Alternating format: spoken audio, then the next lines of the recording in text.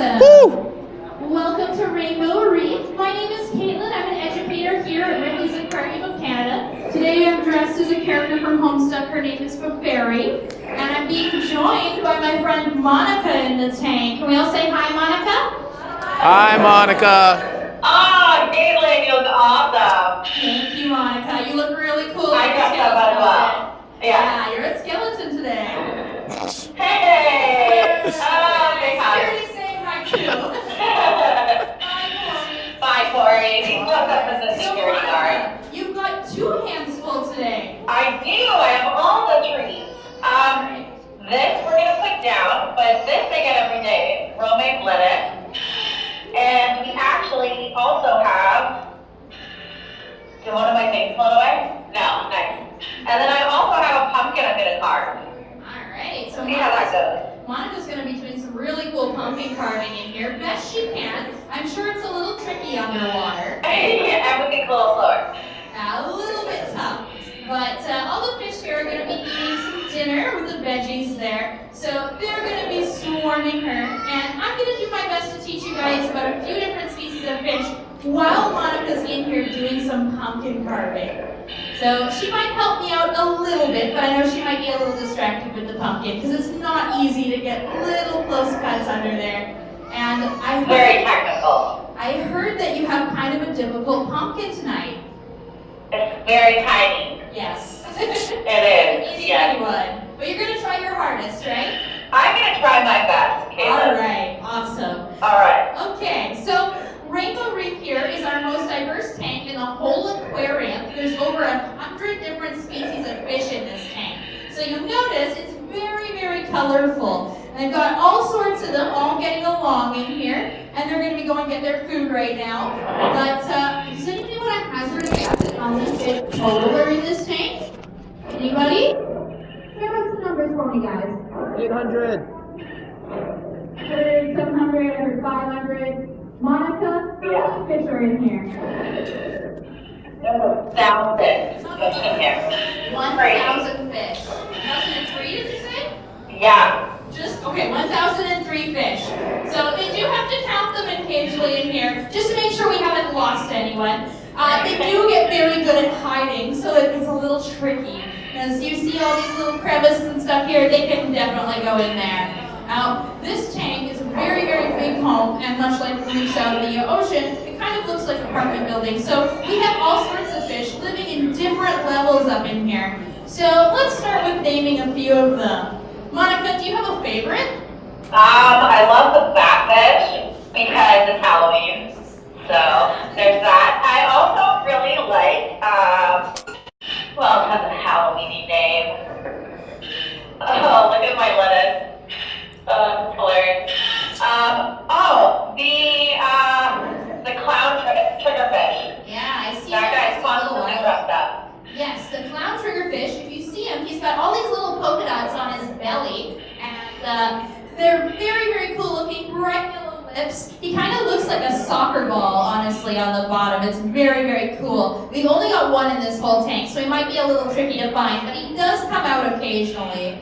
Now, the batfish that she said are these big guys here. And you've probably seen them as soon as you walked up to the tank. We've got a whole bunch of them. And some of the divers don't really like them. They like to nibble at fingers and hair when they're in here. So not all the divers are fans of getting free haircuts. But they are quite pretty. They come right up. They're very, very cool. And they are one of the biggest ones in this tank. Now, a lot of different species of fish are named after just what they look like, a lot of times even animals. So maybe you guys can help me out. These ones here, they've got yellow and they've got a big black mask over their face. What's an animal in Toronto that we know gets into our trash sometimes and has a big mask over its face? Raccoon, yes. A raccoon butterfly fish is what that one's called. So just like that, so many of them in here are named after very simply what they look like. Let's see, there's another mythical creature that one of our fish in here is named after. They've got a long horn on their head. What's an animal that we know has a long horn on its head? A mythical little fantasy. Unicorn. What is it? Unicorn fish. Yes, absolutely. Oh, unicorn fish. They're dressed up. Yeah, they're really cool. And we've got a whole bunch of them in here.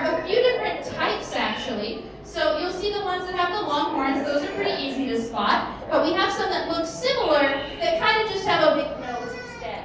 So there are some big nose unicorn fish in here.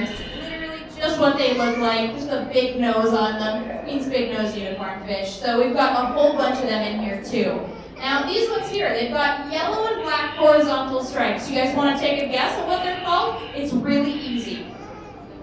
Stripey. You know? Stripey. Oh, you're cheating. You know. It is totally called a stripey. Matt's cheating in the audience. But yeah, Matt's in the audience. Matt's in the audience, so we're gonna get a lot of very quick answers because he knows the answers to all of them. But yeah, they are very, very cool. Stripies, they're really neat. They are one of the striped fish in this tank. The other ones that are black and white stripes, they're called convict tanks. So you can see the little black and white stripes like a convict uniform. Now that's pretty easy to spot too. Now we do have a famous fish in this tank. You guys know the famous fish? Who's our famous fish, guys? What's her name? I'm sure you've all seen her in a few movies. Dory, yeah. We've got quite a few that look like Dory in here. Now, Dory has a couple names. The movie called her a blue tang, But her actual name is Ellen DeGeneres. Ellen DeGeneres. Yes. So we do know Ellen voiced Dory, but Dory has another name. What's her scientific name there, Monica? No, her scientific name is palate surgeonfish. A palate surgeonfish. So that's because they kind of look like they have a painter's palette on their side there. So that little design on them. They are very colorful too, but the surgeon part is very special. On her tail, she has a little barb on the end of her tail there that she can use to defend herself if she's out in the ocean. And it's said to be as sharp as a surgeon's scalpel. So you don't want to go grabbing Dory out in the ocean. She does have to be able to protect herself. So very, very sharp. A couple of our divers had surprise run-ins with her. You don't want to scare Dory. We do have some Nemos in here too. We have some anemone clownfish. They're a little shy, just like the movies, they're kind of hard to find. But if you look really, really close to the back, you might see a few of them. We do have Nemo's chubby cousin up front though. We have a few tomato clownfish in here. And they're big, kind of chubby looking guys with only one stripe on them, rather than the two that the anemones have at the very back. But you can go looking for those a little while afterwards. Aside from all our fish and Monica and your lovely pumpkin you're working away on, what else is in this tank? I mentioned it very briefly earlier. What else is all of this? What is it, guys? You know? Coral. Coral. Yes, thank you, Matt. Since you're the participating group in our audience here today, we do have some coral in this tank. Now, all of the coral in this tank is very, very colorful. Hey, Monica. Hey. Is our coral real? Our coral is not real, but there's good reason.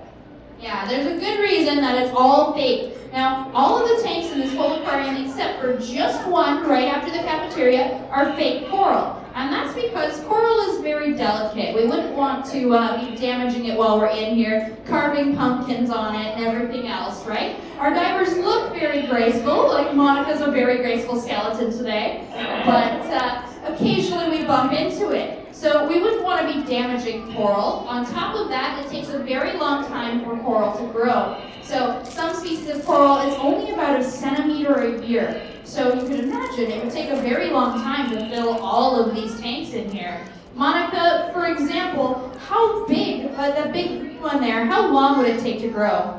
This big green one here, right? Yeah. That is a large coral, Caitlin. That will take about 500 years to grow. 500 years. Yeah. Obviously, since we've only been around 5 years, we haven't had the time to plan for that kind of thing. So we're not going to take coral out of the ocean. It needs to be out there. It takes way too long for us to grow this much coral. So the coral that's in the ocean is staying in the ocean because it's home to about 30% of fish for a good portion of their life, whether they're out there reproducing there. It's very important that it's out there as a home for those animals. So we don't want to remove it or damage it at all. Now, there's something going on. It's happening all over the world. You guys might have heard of it. Is something happening to our corals out there? You guys know?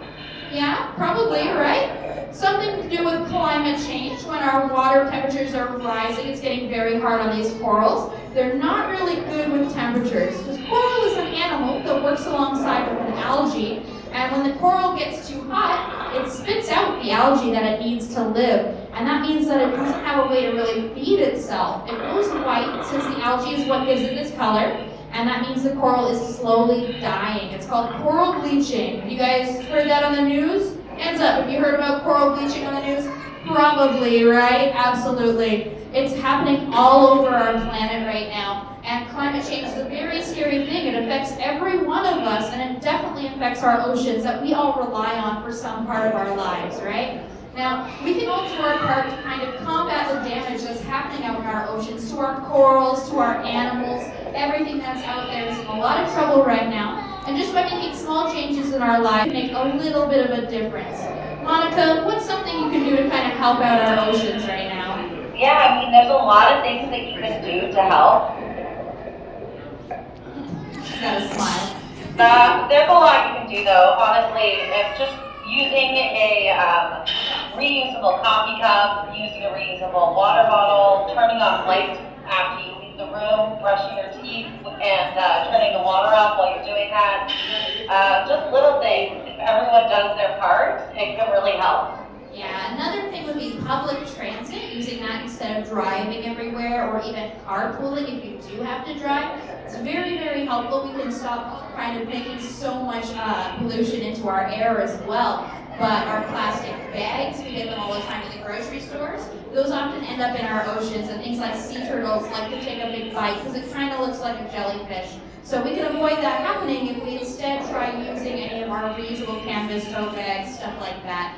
Just little changes, but we can all kind of do our part, because I'm sure we all have 10 friends, and those 10 friends have 10 friends, and if all of us work together, a little change can go a long way. But the number one thing you can do is just talk about it, because unless you're Monica or I, you probably don't see coral every day. You're probably not thinking about it, out of sight, out of mind. But we never know who we might influence just by having a chit-chat about it. Our big businesses, people that are in power, we want to make a difference because those big businesses are the ones doing most of the damage. And if we can get through to them, then we do have a chance at kind of helping out our planet right now because it's in a lot of trouble. And I'm sure we'd like to all continue seeing these beautiful fish here and in the oceans, right? Thank you guys so much for coming out today. Can we all give a big goodbye to Monica? Are you almost done your pumpkin? I am done. Awesome. Let's show your pumpkin, Monica. Okay, so before I show it, we went with a theme, and it's, let's see if you can guess. So we have a dog over here, it's a certain type of dog, and then we have a ghoulie ghost over here from the movie. He's been torn up a little bit. Yeah, they've had a few snacks You on that can see him. pumpkin. You can see him. And then, okay. And then, okay, this is mine. Ah, you made a Jack Skellington pumpkin, didn't you? I did. That's awesome. I did. Yeah, we did it as a team. It was perfect, right? That's awesome, Monica. Happy Halloween, guys. Thanks so much, everyone. Happy Halloween. Enjoy the rest of your day here at Rivers Aquarium of Canada. Thanks, everyone. Bye-bye. Take care, guys. Have a safe night.